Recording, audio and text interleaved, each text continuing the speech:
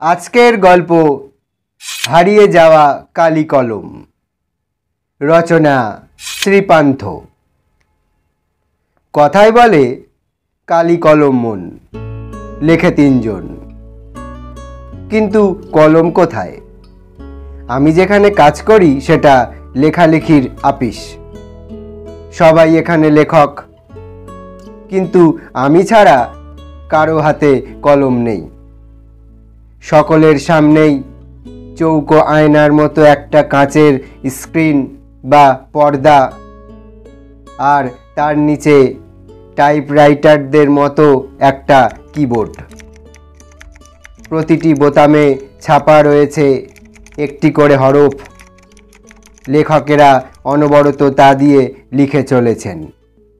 মাঝে মাঝে লেখা থামিয়ে তাকাচ্ছেন সেই পর্দার দিকে। যা ইতিমধ্যে লেখা হয়েছে তাই ফুটে উঠেছে পর্দায়। আমি যা লিখি ওরা ভালোবেসে আমার লেখাকেও এভাবে ছাপার জন্য তৈরি করে দেন। একদিন যদি কোনো কারণে কলম নিয়ে যেতে ভুলে যাই তবেই বিপদ। কলম? কারো সঙ্গে কলম নেই। যদি বা কারোর কাছে গলা শুকনো ভোঁতা মুখ একখানা জোটে, তবে তাতে লিখে আমার সুখ নেই। দায়সারাভাবে কোনো মতে সেদিনকার মতো কাজ সারতে হয়। অথচ আমাদের আপিস, সবাই বলেন লেখালেখির অফিস, লেখকের কারখানা। বাংলায় একটা কথা চালু ছিল, কালি নেই কলম নেই বলে আমি মুন্সি। কাল গুনে বুঝিবা আজ আমারও তাই। আমি গ্রামের ছেলে। 50-60 বছর আগে আমার মতো যারা বাংলার অজপাড়াগাঁয়ে জন্মেছেন তারা হয়তো বুঝবেন কলমের সঙ্গে আমাদের কি সম্পর্ক। আমরা কলম তৈরি করতাম রোগা বাঁশের কঞ্চি কেটে। মুশকিল হতো কলমের মুখটি চিরে দেওয়ার সময়। বড়রা শিখিয়ে দিয়েছিলেন, কলম শুধু সূচলো হলে চলবে না, কালি যাতে একসঙ্গে গড়িয়ে না পড়ে তার জন্য মুখটা চিরে দেওয়াই চাই। তবে কালি পড়বে ধীরে ধীরে চুঁইয়ে। কোথায় পড়বে? না, লেখার পাতে। লেখার পাত বলতে শৈশবে আমাদের ছিল কলা পাতা। তাই কেটে কাগজের মতো সাইজ করে নিয়ে আমরা তাতে হোম টাস্ক করতাম, আর সেগুলি বান্ডিল করে নিয়ে যেতাম স্কুলে। মাস্টারমশাই দেখে বুঝে আড়াআড়িভাবে একটা টানে তা ছিঁড়ে ফেরত দিতেন পড়ুয়াদের। আমরা ফেরার পথে কোনো পুকুরে তা ফেলে দিয়ে আসতাম। বাইরে ফেললে গরু খেয়ে নিলে অমঙ্গল। অক্ষর জ্ঞানহীনকে লোকে বলে ওর কাছে ক অক্ষর গোমাংস। গরুকে অক্ষর খাওয়ানো নাকি পাপ। আমরা কালিও তৈরি করতাম নিজেরাই। অবশ্য মা, পিসি, দিদিরাও সাহায্য করতেন। প্রাচীনেরা বলতেন, 3 ত্রিফলা শিমুল ছালা, ছাগ দুগ্ধে করি মেলা, লৌহ পাত্রে লোহায় ঘষি, ছিঁড়ে পত্র না ছাড়ে মসি। ভালো কালি তৈরি করতে হলে এই ছিল তাদের ব্যবস্থাপত্র। আমরা এত কিছু আয়োজন কোথায় পাব? আমাদের ছিল সহজ কালি তৈরি পদ্ধতি। বাড়ির রান্না হতো কাঠের উনুনে। তাতে কড়াইয়ের তলায় বেশ কালি জমত। লাউ পাতা দিয়ে তা ঘষে তুলে একটা পাথরের বাটিতে রাখা জলে তা গুলে নিতে হতো। আমাদের মধ্যে যারা ওস্তাদ তারা ওই কালো জলে হর্তকি ঘষত। কখনো কখনো মাকে দিয়ে আতপ চাল ভেজে পুড়িয়ে তা বেটে ওতে মিশাতো। সব ভালো করে মেশাবার পর একটা খুন্তির গোড়ার দিকটা পুড়িয়ে লাল টকটক করে সেই জলে ছ্যাঁকা দেওয়া হতো।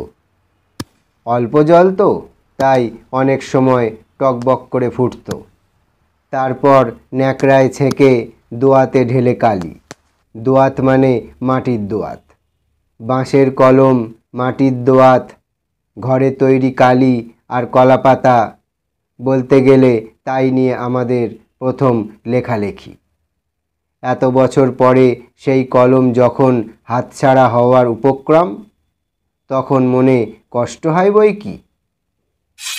ভাবি, আচ্ছা, আমি যদি যীশু খ্রিস্টের আগে জন্মাতাম, যদি ভারতে জন্ম না হয়ে আমার জন্ম হতো প্রাচীন মিশরে, আমি যদি বাঙালি না হয়ে হতাম প্রাচীন সুমেরিয়ান বা ফিনিশিয়ান, তবে হয়তো নীল নদের তীর থেকে একটা নলখাগড়া ভেঙে নিয়ে আসতাম, সেটিকে ভোঁতা করে তুলি বানিয়ে লিখতাম, হয়তো সুচালো করে কলম বানাতাম, হয়তো ফিনিশীয় আমি বন প্রান্ত থেকে কুড়িয়ে নিতাম একটা হাড়, সেই আমার কলম। এমনকি আমি যদি রোম সাম্রাজ্যের অধীশ্বর হতাম, আমি যদি হতাম স্বয়ং জুলিয়াস সিজার, তাহলেও আমার শ্রেষ্ঠ কারিগররা বড়জোর একটা ব্রোঞ্জের শলাকা, যার পোশাকি নাম স্টাইলাস, তুলে দিত আমার হাতে। তার বেশি কিছু নয়। সিজার যে কলমটি দিয়ে কাসকাকে আঘাত করেছিলেন, সেটি কিন্তু এই স্টাইলাস বা ব্রোঞ্জের ধারালো শলাকা। কলম সেদিন খুনিও হতে পারে বই কি। চীনারা অবশ্য চিরকালই লিখে আসছে তুলিতে। তাদের বাদ দিলে এই সেদিন পর্যন্ত বিশ্বের জ্ঞানার্জন শলাকা ছিল সর্বস্বার্থেই শলাকা। তা বাঁশের হোক, নলখাগড়ার হোক, পাখির পালক আর ব্রোঞ্জেরই হোক। এখন স্কুলের ছেলেমেয়ের তহবিলেও হয়তো দেখা যায় রকমারি কলম। হয়তো গ্রামাঞ্চলেও আজ বাঁশের কঞ্চির কলম আর খুঁজে পাওয়া যাবে না। খাগের কলম দেখা যায় একমাত্র সরস্বতী পুজোর সময়। কাঁচের দোয়াতে কালির বদলে দুধ, ফাউন্টেন পেন বা বল পেনের বদলে খাগের কলম। পালকের কলমও আর চোখে পড়ে না। তার ইংরেজি নাম কুইল। লর্ড কার্জন বাঙালি সাংবাদিকদের গরম গরম ইংরেজি দেখে তাদের বলতেন, বাবু কুইল ড্রাইভার্স।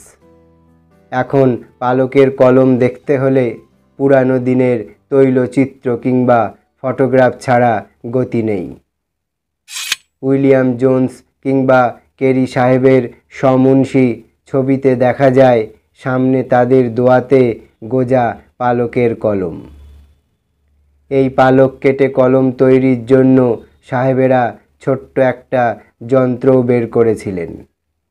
যন্ত্রটা এক ধরনের পেন্সিল শার্পনারের মতো। তাতে রয়েছে ধারালো ব্লেড। পালক ঢুকিয়ে চাপ দিলেই ব্যাস তৈরি হয়ে গেল কলম। পালকের কলম তো দূরস্থান, দোয়াত কলমই বা আজ কোথায়? কোনো কোনো অফিসে দেখা যায় টেবিলের উপরে সাজানো রয়েছে দোয়াত কলম, কিন্তু সেসব ফাঁকি মাত্র। এই কলম দুটি আসলে ছদ্মবেশী বল পেন মাত্র। তাকে আবার কেউ কেউ বলেন ডট পেন। কিছুকাল আগে একজন বিদেশি সাংবাদিক লিখেছিলেন, কলকাতার চৌরঙ্গির পথে গিজগিজ করছে ফেরিওয়ালা। তাদের প্রতি 3 জনের মধ্যে একজনের পেশা কলম বিক্রি।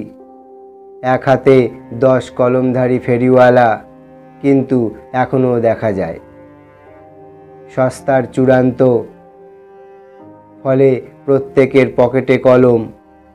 শুধু কি পকেটে? পণ্ডিত মশাইয়ের কলম খ্যাত ছিল কানে গুজে রাখবার জন্য। দার্শনিক তাকেই বলে যিনি কানে কলম গুজে দুনিয়া খোঁজেন। ছোটবেলায় একজন দারোগাবাবুকে দেখেছিলাম, যার কলম ছিল পায়ের মোজায় গোজা।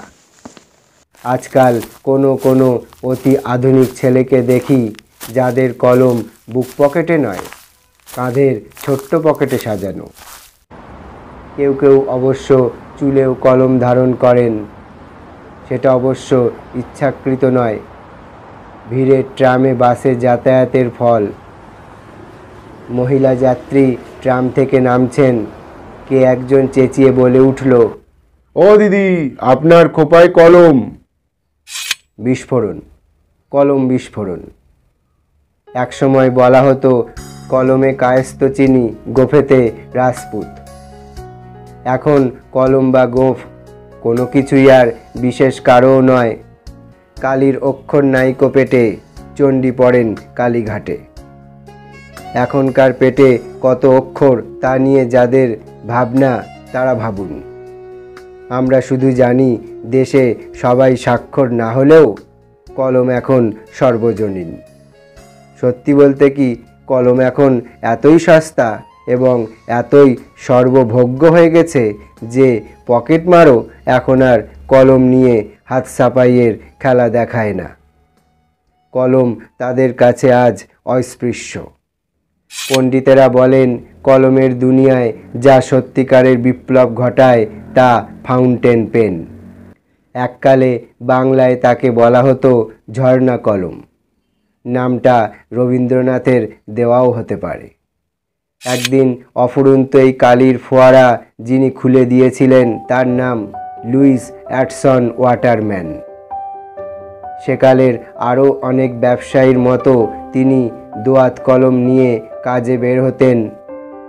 একবার গিয়েছেন আর একজন ব্যবসায়ীর সঙ্গে চুক্তিপত্র সই করতে।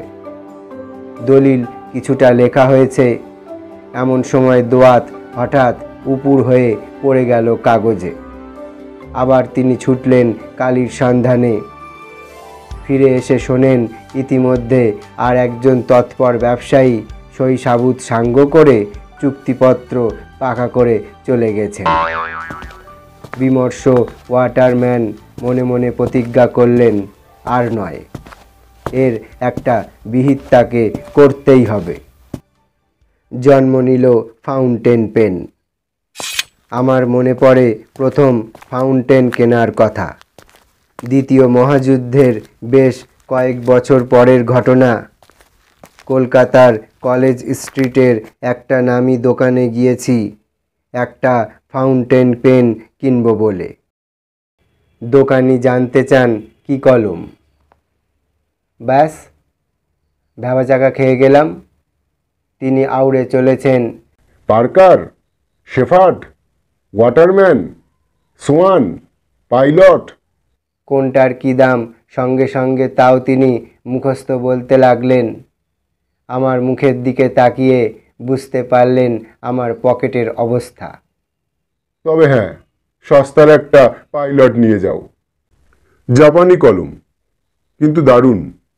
বলেই মুখ থেকে খাপটা সরিয়ে ধাঁ করে কলমটা ছুঁড়ে দিলেন টেবিলের একপাশে দাঁড় করানো একটা কাঠের বোর্ডের ওপর।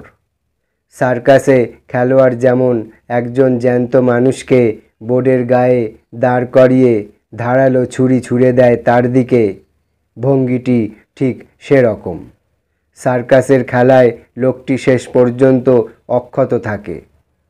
আমাকে অবাক করে তিনি কলমটি বোর্ড থেকে খুলে নিয়ে দেখালেন। এই দেখো, নিব ঠিক আছে।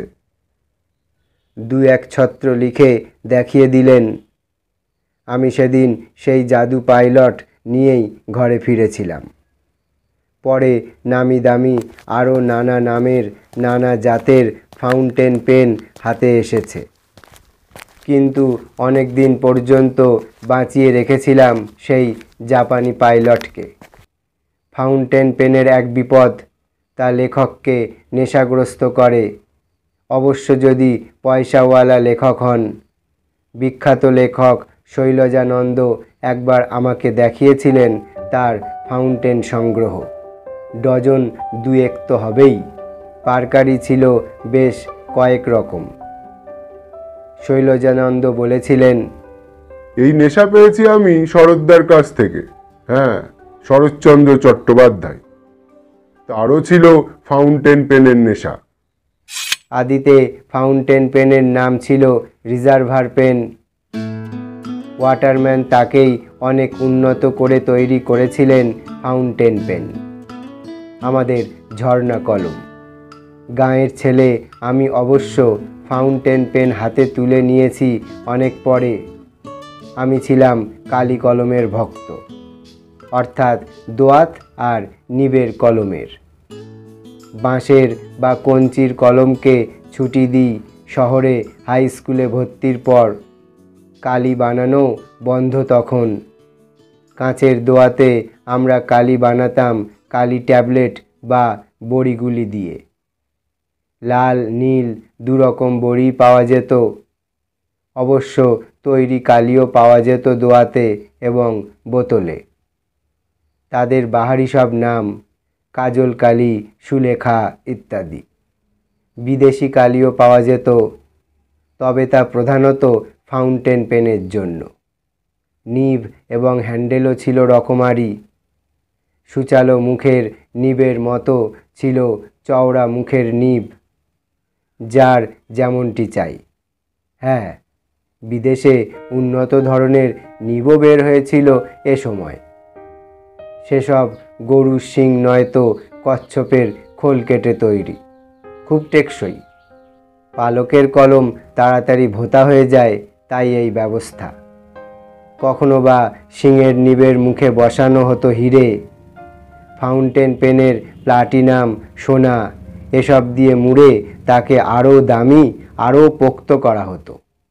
এসব করে রকমারি চেহারার সস্তা দামি ফাউন্টেন পেন বাজারে ছেড়ে ক্রমে হটিয়ে দেওয়া হলো দোয়াত আর কলমকে। আমরা যখন কলেজে পড়ছি তখন বলতে গেলে সব পড়ুয়ার পকেটেই ফাউন্টেন পেন। কঞ্চির কলম, খাগের কলম, পালকের কলম সব উধাও। সেই সঙ্গে শিক্ষিত ঘরে কিংবা অফিসে আদালতে টেবিল থেকে উধাও জোড়া দোয়াত কলম, সেগুলো সাজিয়ে রাখার আসবাব। কালির আধার, ব্লটিং পেপার সব। একসময় লেখা শুকানো হতো বালি দিয়ে, পরে ব্লটিং পেপারে। সব মিলিয়ে লেখালেখি রীতিমতো ছোটোখাটো একটা অনুষ্ঠান। দোয়াত যে কত রকমের হতে পারে না দেখলে বিশ্বাস করা শক্ত। কাঁচের, কাঠগ্লাসের, পোর্সেলিনের, শ্বেতপাথরের, জেডের, পিতলের, ব্রোঞ্জের, ভেড়ার শিংয়ের, এমনকি সোনারও। গ্রামে কেউ দু একটা পাস দিতে পারলে বুড়ো বুড়িরা আশীর্বাদ করতেন, বেঁচে থাকো বাছা, তোমার সোনার দোয়াত কলম হোক। সোনার দোয়াত কলম সে সত্যই হতো, তা জেনেছিলাম শুভ ঠাকুরের বিখ্যাত দোয়াত সংগ্রহ দেখতে গিয়ে। সাহিত্য এবং ইতিহাসের নানা চরিত্র পর্যন্ত যোগ করা ছিল কোনো কোনো দোয়াতে। অবাক হয়ে সেদিন মনে মনে ভাবছিলাম, এই সব দোয়াতের কালি দিয়েই না Shakespeare, Dante, Milton, Kalidas, Bhavabhuti, Kashiram Das, Rabindranath, Bankimchandra, Saratchandra সব অমর রচনা লিখে গেছেন। হায়, কোথায় গেল সেসব দিন! ফাউন্টেন পেন ক্রমে তাও বুঝিবা যায় যায়। এখন বল পেন বা ডট পেন, এক রোগা লিকলিকে রিফিলে কে কত দূর দৌড়াতে পারে তা নিয়ে তার গর্ব। ফাউন্টেন পেন অবশ্য কম যায় না। একটা বিদেশি কাগজে ফাউন্টেনের বিজ্ঞাপন দেখেছিলাম, ওদের তহবিলে নাকি রয়েছে 700 রকম নিব। যারা গান চর্চা করেন তাদের জন্য, যারা শ্রুতিলেখক বা স্টেনোগ্রাফার তাদের জন্য, যারা বাঁহাতে লেখেন তাদের জন্য, এক কথায় সব ধরনের লেখকের জন্য আলাদা আলাদা নিব। যন্ত্রযুগ সকলের দাবি মেটাতেই তৈরি। হ্যাঁ, টাকার কুমিরদের খুশি করারও ব্যবস্থা তাদের হাতে। একটি কলমের দাম ধার্য হয়েছে 2500 পাউন্ড। সে কলমের সোনার অঙ্গ, হীরের হৃদয়, সোনায় গড়া হিরে বসানো জড়োয়া কলমের দাম তো হবেই, দামি বল পয়েন্টও আছে বটে। আশ্চর্য, সবই আজ অবলুপ্তির পথে। কম্পিউটার তাদের জাদুঘরে পাঠাবে বলে যেন প্রতিজ্ঞা করেছে। ফলে আমার মতো আরও কেউ কেউ নিশ্চয় বিপন্ন বোধ করছেন। মানুষের হাত থেকে যদি কেড়ে নেওয়া হয় কলম, যদি হাতের লেখা মুছে যায় চিরকালের জন্য, তবে কি আর রইল? বঙ্কিমচন্দ্র লিখেছিলেন, লাঠি তোমার দিন ফুরাইছে, কলমের দিনও কি ফুরলো? হতে পারে, কিন্তু ইতিহাসে ঠাঁই কিন্তু তার পাকা। যারা ওস্তাদ কলমবাজ তাদের বলা হলো ক্যালিগ্রাফিস্ট বা লিপিকুশলী। মুঘল দরবারে একদিন তাদের কত না খাতির, কত না সম্মান। শুধু মুঘল কেন, বিশ্বময় সব দরবারেই। আমাদের এই বাংলা মুলুকেও রাজা জমিদাররা লিপিকুশলীদের গুণী বলে সম্মান করতেন, তাদের ভরণ পোষণের ব্যবস্থা করতেন। সাধারণ গৃহস্থ লিপিকরদের ডেকে পুঁথি নকল করাতেন। এখনও পুঁথি দেখলে চোখ জুড়িয়ে যায়। সমানি সম, শীর্ষানি, ঘনানি, বিরলানি চ, সব অক্ষর সমান, প্রতিটি ছত্র সুশৃঙ্খল পরিচ্ছন্ন। এক একজনের যাকে বলে মুক্তোর মতো হস্তাক্ষর, অথচ কত সামান্যই না রোজগার ওরা করতেন। 4 খণ্ড রামায়ণ কপি করে একজন লেখক অষ্টাদশ শতকে পেয়েছিলেন নগদ 7 টাকা, কিছু কাপড় আর মিঠাই। এক সাহেব লিখে গেছেন 19 শতকে 12 আনায় 32,000 অক্ষর লেখানো যেত, তবু পুঁথির কত মাহাত্ম্য, তাকে ঘিরে লিপিকরের কত না গর্ব। অনেক পুঁথিরই খবরদার, এ পুঁথি যেন কেউ চুরি করার চেষ্টা না করে।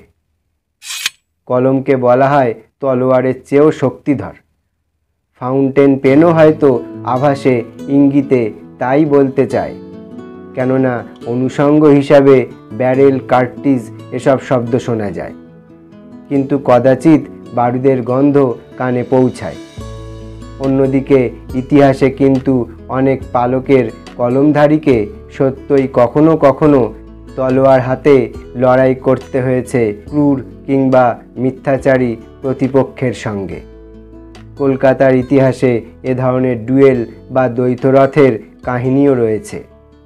সুতরাং যখন দেখি এত পরিবর্তনের মধ্যেও কেউ কলম আঁকড়ে পড়ে আছেন, তখন বেশ ভালো লাগে। ভাবতে ভালো লাগে আমাদের কালের অধিকাংশ লেখকই এখনও কলমে লেখেন। অনেক ধরে ধরে টাইপরাইটারে লিখে গেছেন মাত্র একজন, তিনি অন্নদাশঙ্কর রায়। গত কবছর ধরে কবি সুভাষ মুখোপাধ্যায়ও টাইপরাইটার ধরেছেন। অন্যরা প্রায় সবাই লিখেছেন কলমে, অবশ্য ফাউন্টেন পেন কিংবা বল পেনে। সম্ভবত শেষ পর্যন্ত নিবের কলমের মানমর্যাদা বাঁচিয়ে রেখেছিলেন একমাত্র সত্যজিৎ রায়। তার অনেক সুস্থ সুন্দর নেশার একটি ছিল লিপিশিল্প। তাঁর হাতের লেখার কুশলতার সঙ্গে অন্যান্য শিল্পকর্মের সম্পর্ক থাকা খুবই সম্ভব। কে না জানেন রবীন্দ্রনাথ বেশি বয়সে যে চিত্রশিল্পী হিসাবে বিশ্বময় সম্মানিত হয়েছিলেন, তার সূচনা কিন্তু হাতে লেখা পাণ্ডুলিপির পাতায়। অক্ষর কাটাকুটি করতে গিয়ে আনমনে রচিত হয়েছিল ছন্দবদ্ধ সাদা কালো ছবি। কম্পিউটারও নাকি ছবি আঁকতে পারে, কিন্তু সে ছবি কতখানি যন্ত্রের আর কতখানি শিল্পীর। আমি কালিখেকো কলমের ভক্ত বটে, কিন্তু তাই বলে ফাউন্টেন পেন বা বল পেনের সঙ্গে আমার কোনো বিবাদ নেই। কেননা ইতিমধ্যেই বল পেনের কাছে আত্মসমর্পণ করে বসে আছি। মনে মনে সেই ফরাসি কবির মতো বলেছি, তুমি সবল আমি দুর্বল, তুমি সাহসী, আমি ভীরু। তবু যদি আমাকে হত্যা করতে চাও, আচ্ছা তবে তাই হোক। ধরে নাও আমি মৃত। হ্যাঁ, একবার অন্তত নিবের কলমকে দেখা গেছে খুনির ভূমিকায়। অসাধারণ লেখক, তোমার আমার সকলের প্রিয় কঙ্কাবতী ডমরুধর এর স্বনামধন্য লেখক ত্রৈলোক্যনাথ মুখোপাধ্যায় মারা গিয়েছিলেন নিজের হাতের কলম হঠাৎ অসাবধানতাবশত বুকে ফুটে গিয়ে। সেই আঘাতেরই পরিণতি নাকি তার মৃত্যু। বন্ধুরা, আজকের গল্পটি এখানে শেষ হলো। গল্পটি শুনে ভালো লাগলে ভিডিওটিতে একটি লাইক, শেয়ার এবং কমেন্ট করে দেবে। এরকম গল্প শুনতে গল্পবাই চ্যানেলটি সাবস্ক্রাইব করে অল বাটনে ক্লিক করতে ভুলবে না। ধন্যবাদ।